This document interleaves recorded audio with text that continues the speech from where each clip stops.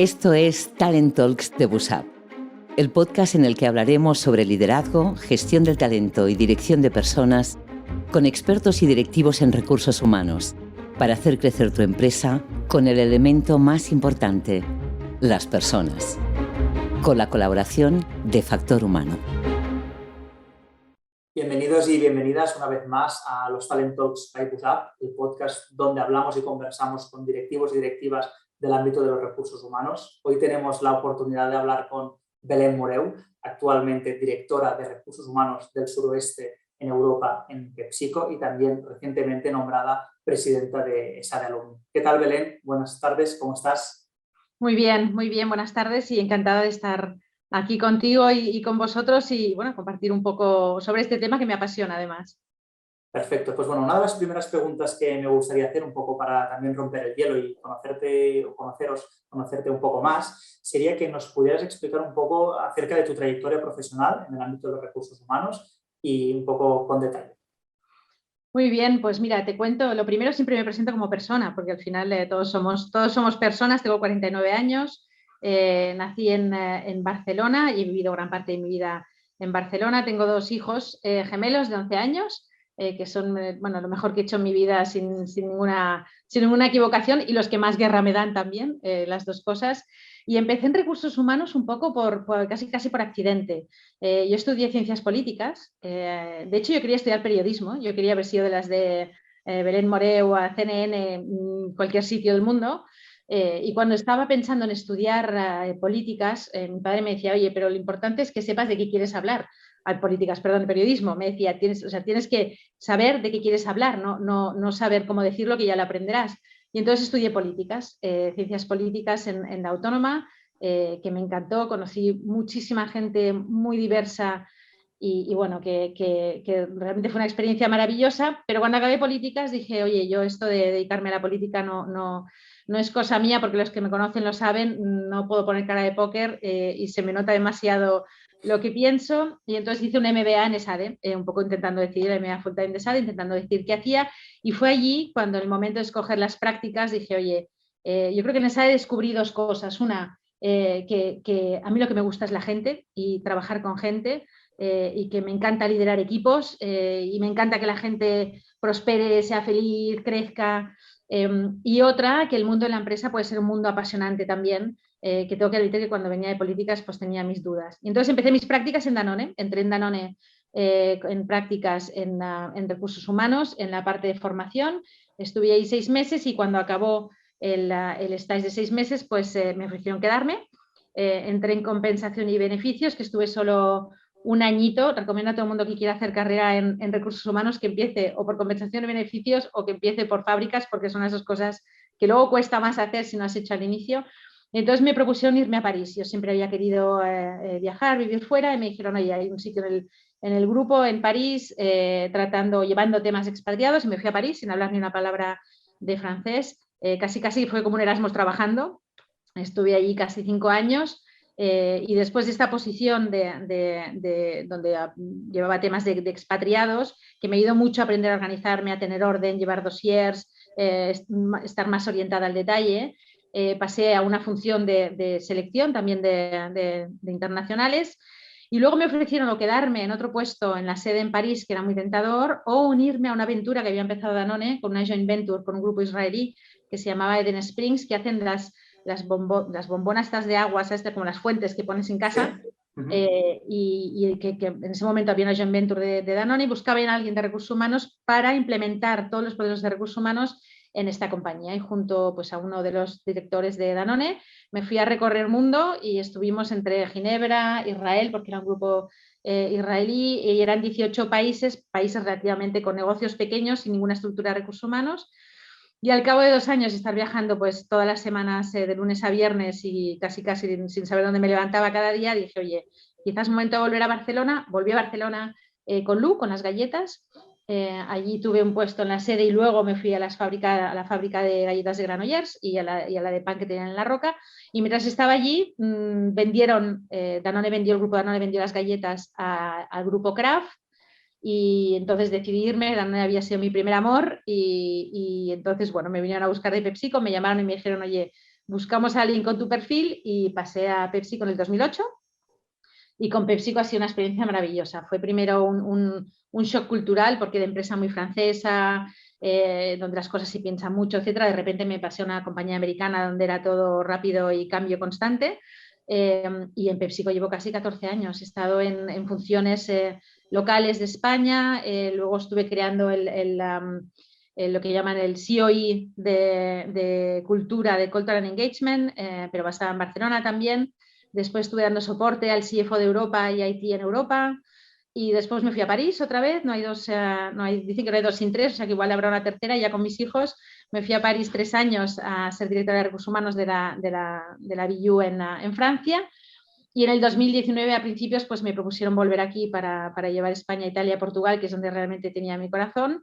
Y aquí estamos desde entonces. Y otra vez, yo apasionada de lo que hago. Y a mí me encanta mi trabajo y a mis hijos les digo siempre, oye, mira, encontrad algo que os encante hacer y encontrad una empresa que os deje hacerlo, porque entonces no es trabajo, como hemos oído muchas veces, y aparte de esto soy una apasionada de la diversidad y apasionada del talento senior, que siempre lo cuento porque creo que es muy importante con la estructura de edades y de población que tenemos en España, que empecemos a prestar mucha atención a ese talento senior.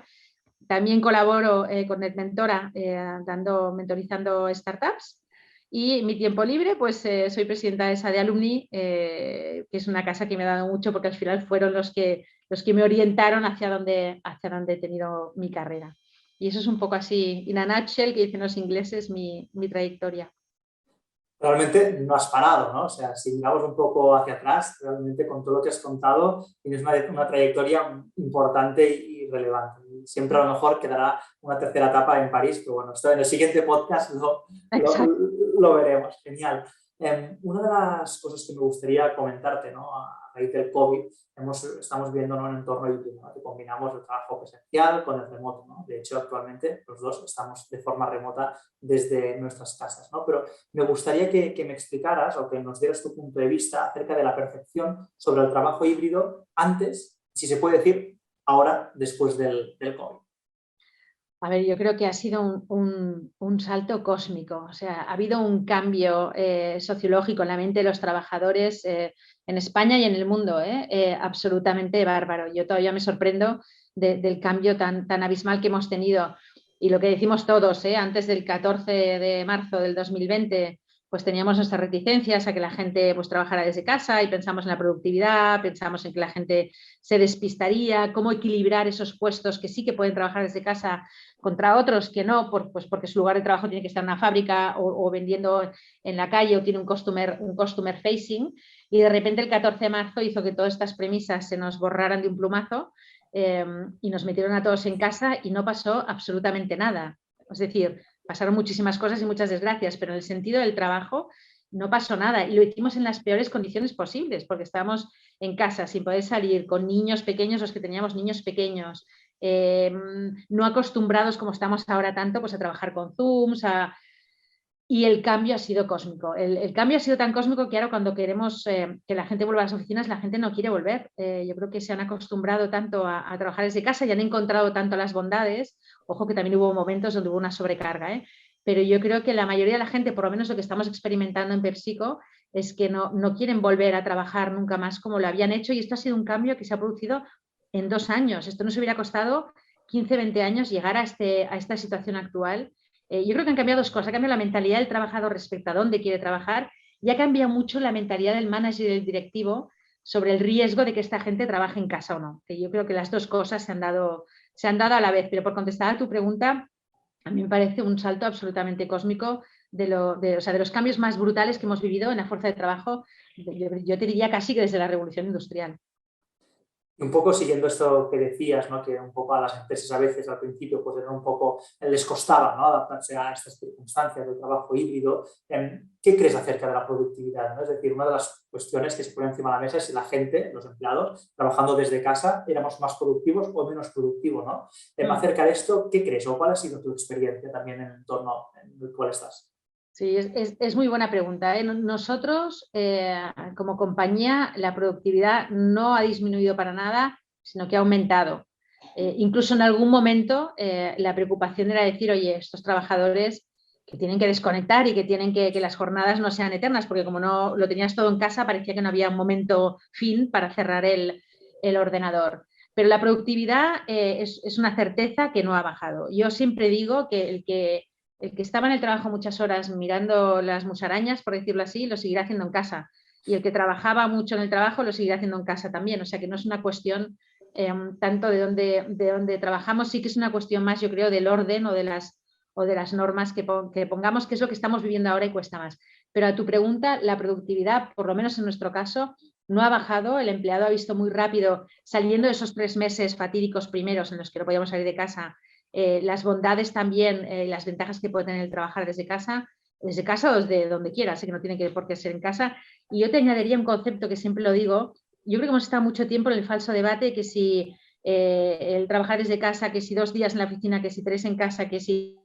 Y para mí eso es el falso debate. Yo creo que no deberíamos hablar ni de teletrabajo, deberíamos hablar de flexibilidad.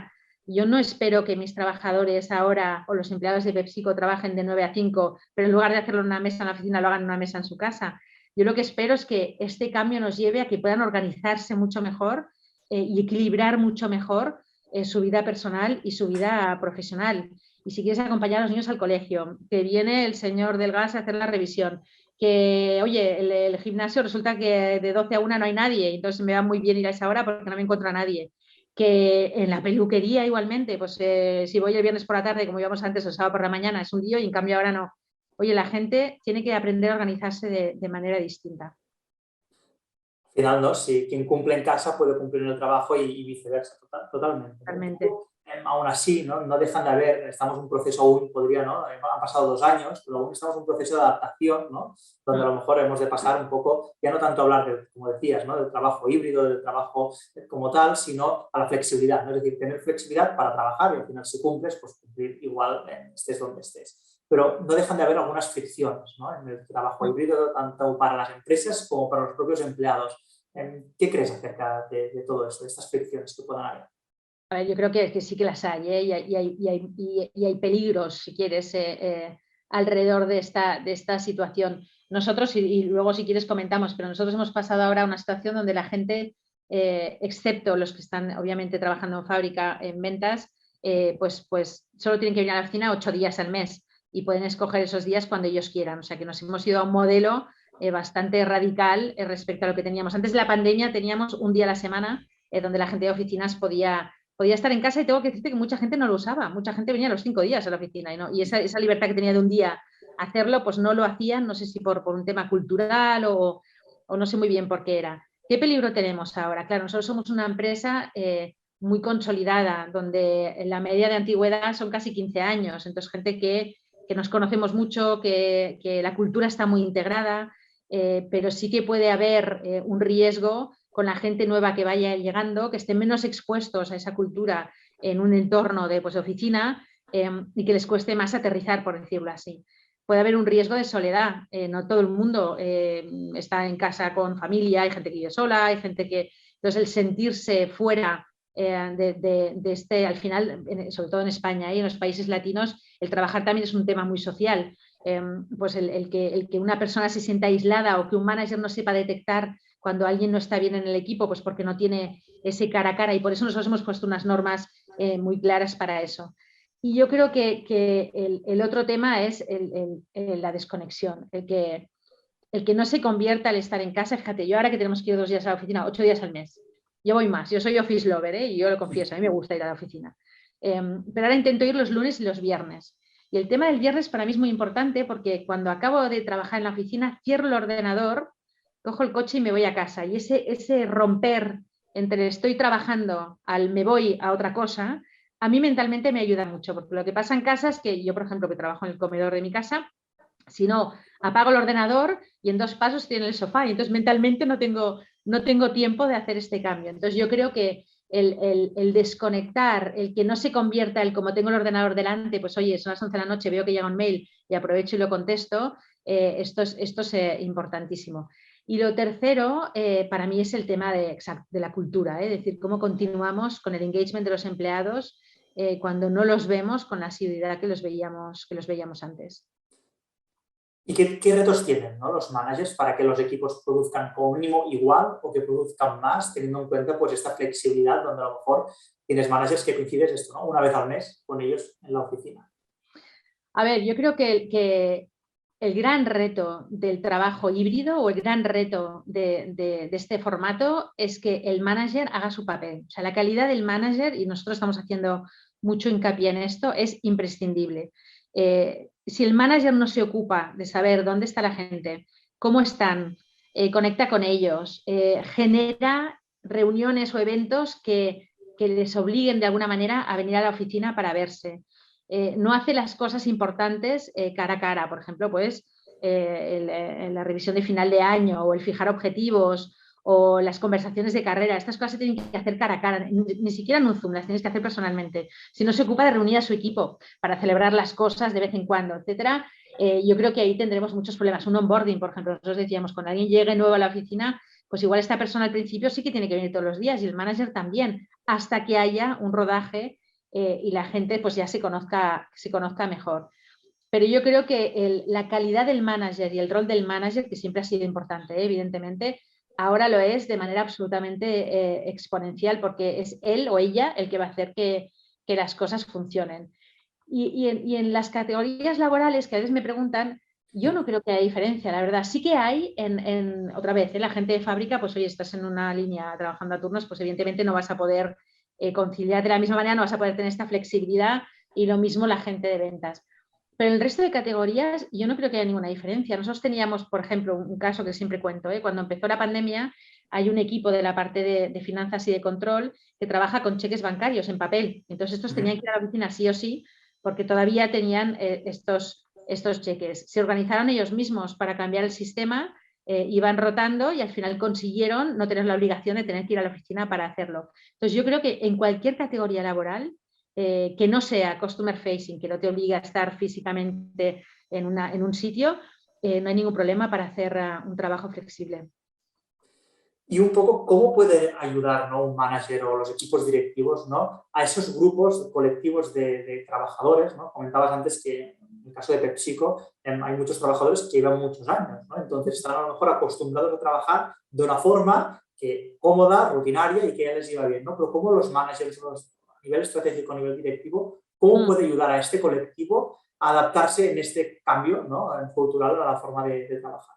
Sí, mira, y es curioso, pero no creo que haya ningún colectivo en PepsiCo que no quiera hacer trabajo híbrido. O sea, no tenemos ninguno que haya dicho, oye, cuidado que yo quiero venir. Sí que tenemos gente que quiere venir todos los días, pero la inmensa mayoría, de hecho, hicimos una encuesta cuando llevamos un año después del primer confinamiento y teníamos un 1% de la gente que decía que quería volver a un trabajo de 5 días a la semana. Y la mayoría estaban en este 3-2-2-3 que mencionamos muchas veces. Entonces, yo no creo que haya equipos que les haya costado acostumbrarse. Lo que nos está costando más es que hemos definido un framework de trabajo donde decimos, oye, hay 4 cosas que son importantes y 4 cosas que esperamos que la gente venga a hacer a la oficina, que son colaborar, celebrar, crear, y la última que siempre se me olvida, que luego te la diré, porque mira, me las tengo hasta apuntadas aquí porque se me olvida siempre: crear, conectar, celebrar y colaborar.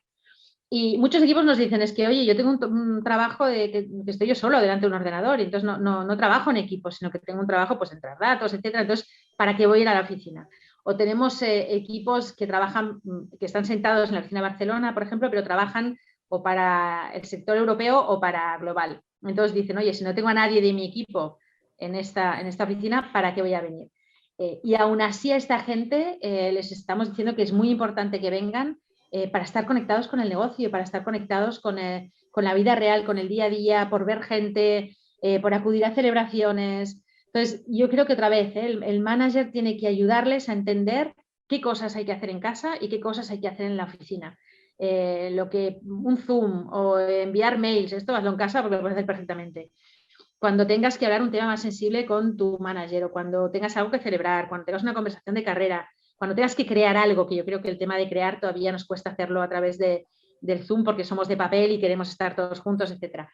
Para esto tienes que venir a la oficina y este es el reto, que la gente entienda y se reorganice su agenda en función de los días que va a la oficina a qué va y los días que se queda en casa a qué va. Una buena reflexión, la verdad es que interesante. Hablabas antes de la flexibilidad y la importancia, ¿no? No tanto del trabajo híbrido, sino de tener flexibilidad en el mundo laboral, ¿no? En nuestro trabajo. Pero hay diferencias de género, o sea, los géneros a raíz de la flexibilidad actúan de forma diferente. Un poco, ¿qué nos puedes decir sobre esto? Sí, hay diferencia y es otro tema que me interesa muchísimo, ¿eh? Fíjate que hace poco que estuve bueno, en una reunión donde me preguntaban qué medidas habéis tomado o habíais tomado para las mujeres durante la pandemia. Y yo les decía, para las mujeres ninguna, para las mujeres y los hombres, porque es que si tomo medidas para las mujeres ya estoy asumiendo que ellas eran las que necesitaban más tiempo para cuidar a los niños, para hacer la comida, para poner la lavadora. Entonces, nosotros tomamos medidas para los empleados, pero no para las mujeres en este caso concreto. ¿Qué está pasando? Que es verdad que como tradicionalmente, sobre todo en España, la mujer es la que todavía asume más roles de cuidado en casa, pues la mujer tiene más tendencia a lo mejor a quedarse en casa que el hombre sí que viene más. Incluso nos decían, fíjate que me pareció muy curioso, en Estados Unidos como dato, el que iba a la oficina era el hombre blanco, porque las mujeres tenían más tendencia a quedarse en casa y otros colectivos pues de color, etcétera, pues porque vivían más lejos, porque tenían menos red de soporte, por X motivos iban menos a la oficina también. Entonces, ¿esto qué puede pasar? Pues que al final el que está en la reunión sentado a la del jefe es el señor, el que luego va a comer con el grupo de amigos es el señor, el que se toma el café y oye, hablando del partido de fútbol de ayer y estoy haciendo la caricatura si quieres, Sí, sí, pero sí, el no, no te señor, preocupes. y esto hace que la mujer pueda quedarse fuera de estos circuitos que al final son los que hacen que la gente avance en el trabajo, que llegue a posiciones directivas, etcétera. Entonces, es un poco trampa el decir, oye, qué bien, porque las mujeres podemos conciliar mejor, porque si nos enganchamos a esto, puede ser que sea un retroceso para la mujer. Y otra cosa que también es importante es, después de la crisis que ha habido económica con el COVID y la que vendrá ahora con la invasión de Ucrania, la mayoría de las personas que pierden su trabajo, en su mayoría son mujeres. ¿Por qué? Porque tienen contratos más precarios, porque a lo mejor el marido es el que trae más dinero a casa, entonces hay que hacer una elección, pues se escoge que sea la mujer la que no vaya. Entonces yo hago un llamamiento, y lo he dicho en PepsiCo, las mujeres tienen que venir a la oficina y tienen que seguir viniendo igual que venían los hombres. ¿Qué gran ventaja veo yo para algunos colectivos? Por ejemplo, no viajar. Y esto sí que estoy convencida que no volveremos a viajar como viajábamos antes. Y esto sí que es una gran ventaja, sobre todo para las mujeres que igual pues, les costaba más el pasar noches fuera de casa. Que a los hombres también, ojo, que aquí no hay que generalizar, pero bueno, en este caso. Y la otra situación que yo creo que por eso me gusta tanto hablar de trabajo flexible y no de teletrabajo o trabajo en casa, porque tienen que aprender a permitirse el trabajar de verdad de manera flexible. Yo hay veces ahora que llego a la oficina a las 11 y porque en ese momento tuve una reunión, hago la reunión y me voy a comer a casa y luego a las 5 puedo ir a buscar a mis hijos. Ya no es aquello de si voy a la oficina a las 9 ya me quedo hasta las 7, sino que también me puedo organizar de una manera distinta. Pero yo el llamamiento que haría sería decir, oye, mujeres del mundo, ir a la oficina, seguir yendo, porque hay que crear esos networks. Es importante también el tener esos momentos de calidad en persona y no nos escudemos en, oye, qué bien el estar en casa porque me ayuda a conciliar para dejar de hacer esas cosas. Un poco hemos ido repasando diferentes temas, ¿no?, acerca de esta flexibilidad en los entornos laborales, pero concretamente en PepsiCo, ¿qué estáis haciendo a día de hoy? ¿No? Seguramente habéis aprendido mucho, hay cosas que han funcionado, hay cosas que no, pero ¿con qué os quedáis y hacia dónde vais? A ver, yo creo que la pandemia ha sido una lección, lo primero de humildad, absolutamente impresionante, ¿eh? Hemos aprendido muchas cosas en comunicación, fíjate, en cómo comunicar con nuestra gente. Ese ha sido un cambio radical y que yo creo que está para quedarse, porque antes comunicábamos a veces, pues muchas veces top-down, comunicábamos una vez cada 3 meses, era un formato más oficial, si quieres, y durante la pandemia estuvimos hablando con nuestros empleados durante 3 meses, todos los lunes, miércoles y viernes, 1 hora al día, o sea y además en abierto, el director general y yo simplemente diciendo, oye, qué preguntas tenéis, qué dudas tenéis, cómo estáis, y esto ha venido para quedarse. Otra cosa es la confianza. Se generó un clima de confianza enorme, pues en parte por esto, porque veíamos que la gente estaba en casa y estaba dando, no el 100, el 120% de lo que podían dar. Y yo creo que ese clima de confianza también se ha quedado. Y bueno, luego hemos dado también un cambio. Nosotros ya hicimos un cambio muy grande en el tema oficinas. Lo hicimos en el 2018 pasamos de un edificio con 13 plantas, todo despachos cerrados de madera, donde todo el mundo tenía las fotos de su familia, el cuadro, los premios y montones de papeles, a una oficina en Cornellá, que bueno, ya sé, para la gente de Barcelona, moverse de la calle Tarragona al lado de la Plaza de España a Cornellá era como irnos, pues yo que sé, a 500 kilómetros de distancia, a un edificio con 2 plantas diáfanas, sin sitios asignados, todo en open space y no tenías tu sitio, sino que cuando llegabas te sentabas donde podías, tenías tu taquilla, y además bueno, con muchas salas de reuniones. Pero esto ya fue el primer cambio abismal que hicimos en el 2018. Una oficina que hemos usado 1 año y medio, porque luego 2 años hemos estado prácticamente fuera.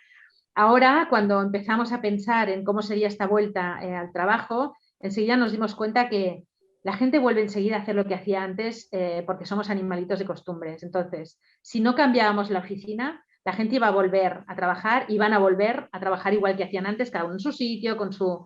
Y entonces hemos arrasado con toda esta oficina que teníamos tan bonita y la estamos haciendo nueva, la inauguramos de hecho dentro de muy poco, basado en este concepto de las 4 Cs que te decía, con mucha formación a los managers para decir, oye, sentaros con vuestra gente, ¿a qué vais a venir a la oficina? Y con una oficina que está construida alrededor de estos 4 propósitos de crear, conectar, colaborar y celebrar. Entonces, han desaparecido la gran mayoría de las mesas individuales. Los espacios son espacios muy abiertos y con propósito de colaborar. Hemos hecho salas donde las mesas se mueven, las pantallas se mueven, se cierran y se abren paneles para que la gente se pueda sentar un poco como quiera en función de la necesidad que tenga. Hemos hecho salas que parecen bibliotecas para que la gente se pueda concentrar, y también pensando en este talento senior, que hay veces que estas luces que nos ponen ¿sabes? De hospital, que digo yo, no nos ayudan. Pues oye, mesas donde tienes una luz un poco más adecuada pues para esta gente que ya estamos en otra, o entrando en otra etapa de la vida. Hemos hecho salas pues, para que la gente descanse. Hemos cambiado nuestra descanse, quiere decir, pues con un ambiente muy relajado, con sofás. Entonces, el forzar el cambio de la oficina forzará los cambios de hábitos, porque si yo hubiera vuelto, yo misma, si yo hubiera vuelto y hubiera tenido ahí mi esquinita en el barrio naranja, porque estamos divididos por barrios, que es donde estaba todo recursos humanos, pues seguramente me hubiera vuelto a sentar ahí, hubiera vuelto a trabajar igual. Ahora no voy a poder, porque cuando vaya a la oficina no tendré mi silla y a lo mejor algún día pues no me podré sentar en una mesa con una pantalla y entonces esto tiene que ayudar a cambiar esta mentalidad de, oye, ¿para qué voy a la oficina? ¿Para qué me quedo en casa? Y a la oficina voy cuando tenga que conectar, colaborar, ver gente, pero si tengo que estar todo el día sola enviando mails y contestando Zooms, pues entonces para eso ya me quedo en casa.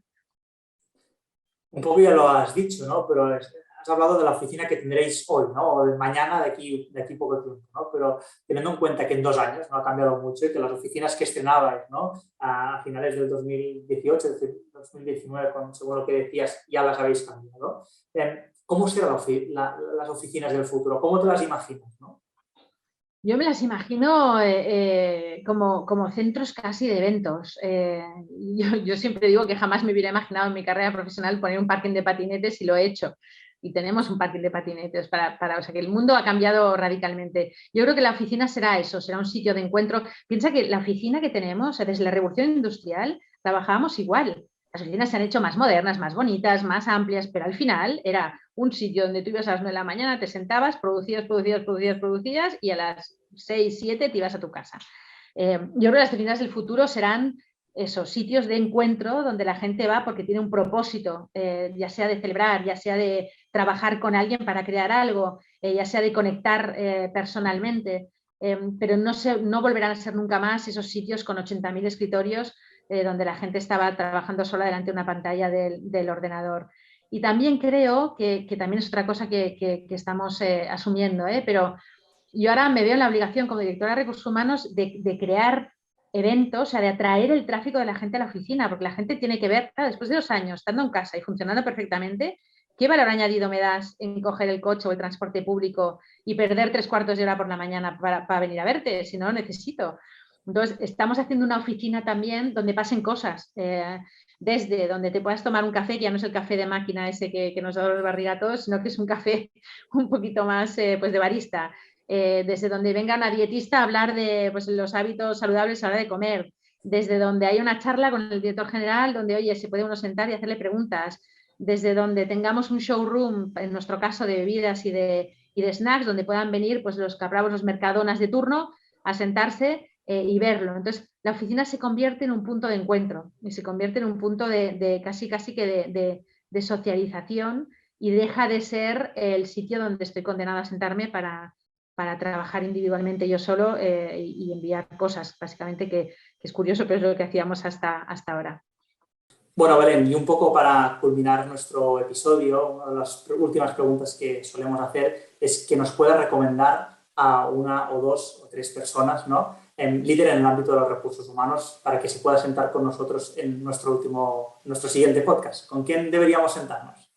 Pues mira, yo recomendaría, y otra vez, si me lo permites, durante el inicio de la pandemia, como era algo tan desconocido para todos y ninguno sabíamos muy bien cómo navegar, me puse en contacto con directores de recursos humanos de diferentes empresas similares a la nuestra, un poco para compartir y crear un foro que se convirtió en un desahogo. Nos reuníamos cada 2 semanas y se convirtió en un desahogo para todos. Y allí tuve la oportunidad de conocer a Sara Castro, que es directora de recursos humanos de Danone para el sur de Europa, que es una persona maravillosa y con un perfil muy interesante, porque además ella no es un producto de recursos humanos, sino que era financiera, que es raro encontrar financieros que luego pasan a recursos humanos, así que te lo recomendaría seguro.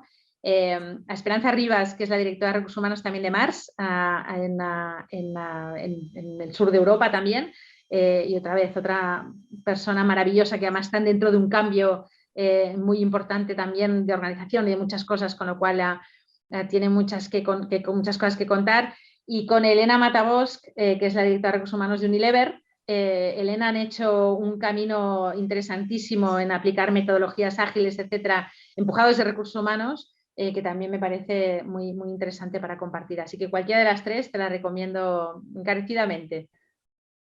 Perfecto, Belén. Pues tomamos nota de todas ellas y esperamos poderlas también invitar en este podcast. Pues bueno, muchísimas gracias por tu tiempo, Belén, actualmente directora de Recursos Humanos del Suroeste en Europa y también presidenta de Esperalumni, por estar hoy con nosotros y poder un poco inspirarnos hacia dónde en el ámbito de los recursos humanos podemos llegar y hacia dónde estamos.